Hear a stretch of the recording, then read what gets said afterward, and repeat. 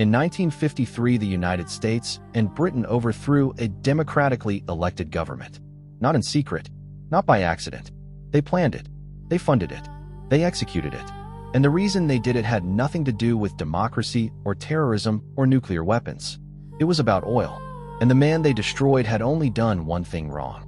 He tried to give Iran's oil back to the Iranian people. In 1901, a British businessman named William Knox D'Arcy paid the Iranian government £20,000 for the rights to explore Iranian soil for oil. £20,000 for the oil rights to an entire nation. When they found oil in 1908, the Anglo-Persian Oil Company, which would later become BP, began extracting Iranian oil at industrial scale. The deal gave Iran 16% of the profits, 16% of their own oil. Britain kept the rest. For over 4 decades, Iranian workers built and operated one of the largest oil refineries on earth at Abadan. They worked in brutal conditions. They lived in segregated housing, separate from the British employees who had swimming pools, clubs, and gardens. The Iranian workers had dirt roads and shared standpipes, all while the oil beneath their feet made Britain one of the wealthiest nations in the post-war world. Then in 1951, something happened that no Western government was prepared for.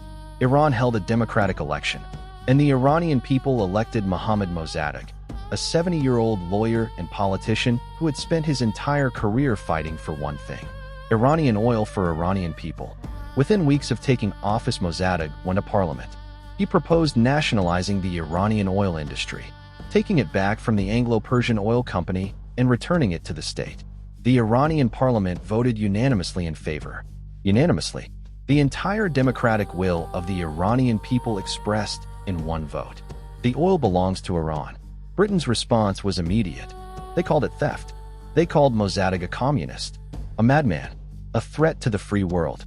They imposed a naval blockade of Iranian oil exports, sending Royal Navy warships into the Persian Gulf to stop any country from buying Iranian oil. They froze Iranian assets in British banks. They lobbied every Western nation to refuse to purchase Iranian crude. They took Iran to the International Court of Justice, and they lost. The court ruled that Iran had the legal right to nationalize its own oil. Britain had run out of legal options, so they turned to the CIA. In the summer of 1953, the CIA and British intelligence launched Operation Ajax. The operation had one objective: remove Mosaddegh. Kermit Roosevelt Jr., grandson of President Theodore Roosevelt, was sent to Tehran to run the operation personally. He arrived with a suitcase of cash.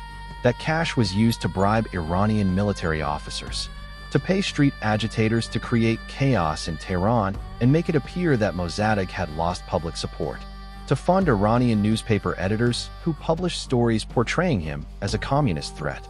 The CIA manufactured a reality that did not exist. On August 19, 1953, Iranian army tanks rolled through the streets of Tehran. Mossadegh's residence was surrounded. He was arrested in his home. The democratically elected Prime Minister of Iran, removed by a foreign intelligence operation funded by the United States and Britain. The whole operation cost the CIA approximately $1 million. $1 million to destroy a democracy and steal a nation's oil. What came next is the part Western history books skip entirely. The Shah, Mohammad Reza Pahlavi, was reinstalled on the throne. Immediately, the new Iranian government signed a new oil agreement. The Anglo-Persian Oil Company, now rebranded as BP, was back, this time joined by Shell, ExxonMobil, Chevron, and other American companies. The new deal gave the Western Oil Consortium 80% of Iranian oil profits. Iran received 20% of its own oil. And to make sure no Iranian politician ever tried what Mosaddegh had done again, the CIA helped the Shah build SAVAK, Iran's secret police.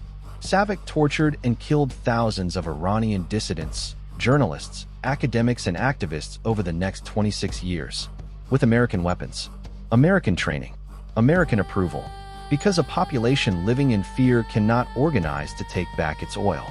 By the late 1970s, the Iranian people had endured enough. In 1979, one of the largest popular revolutions in human history swept the Shah from power. Millions of Iranians in the streets. The Shah fled. The revolution succeeded. But the consequences of what Britain and America had done in 1953 did not end there. The hostage crisis. The Iran-Iraq War, where America supported Saddam Hussein against Iran. The sanctions that have crippled the Iranian economy for decades. The nuclear standoff that dominates global politics today. Every single one of these crises traces directly back to one morning in August 1953 when CIA cash bought the removal of a democratically elected man who wanted his country's oil to belong to his country. And here is what makes this story different from every other coup the West has run. They admitted it. In 2013, 60 years later, the United States government officially declassified documents confirming CIA involvement in the 1953 Iranian coup. They put it in writing. They acknowledged that Operation Ajax was a joint CIA and British intelligence operation. They acknowledged it was designed to protect oil interests. They acknowledged that Mosaddegh was removed not because he was a threat, but because he was effective. 60 years of denial. Then one quiet document released that most people never heard about. No apology, no reparations, no return of what was taken. Just an acknowledgement buried in a document that was never put on the evening news. BP made billions from Iranian oil. The CIA officers who ran Operation Ajax received commendations. Kermit Roosevelt Jr. was celebrated as a hero of American intelligence. Mosaddegh died under house arrest in 1967, never having seen justice, never having seen the oil returned, never having seen his country free from the consequences of what one foreign operation did to it in a single night. Now let me ask you directly. We have exposed Nigeria, Gaddafi, Jamaica, India, Guyana, Canada, and now Iran. Every single story follows the same pattern. Find a resource. Remove whoever stands in the way. Extract the wealth. Suppress the evidence. And the Odd Archive is the #1 factual history page documenting this right now. Not opinion, not conspiracy. Documents, names, dates, figures. Every story we tell is verified and sourced. And we are just getting started. Do you want us to start calling out the politicians and intelligence officials by name? The ones who authorized these operations. The ones still collecting pensions from governments that ran coups. The ones whose families built generational wealth from stolen resources. Comment yes below if you are ready for that. Drop a comment and tell me 2 things. Where are you watching from right now? And what hidden truth do you want the Odd Archive to expose next? We build every video for this community, and your comment decides what comes next. Share this video right now, not tomorrow. Right now, someone in your life thinks Iran and the West have always been enemies.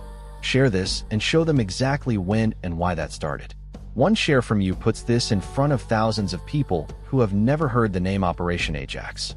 If you are not following the Odd Archive on Facebook right now, follow immediately.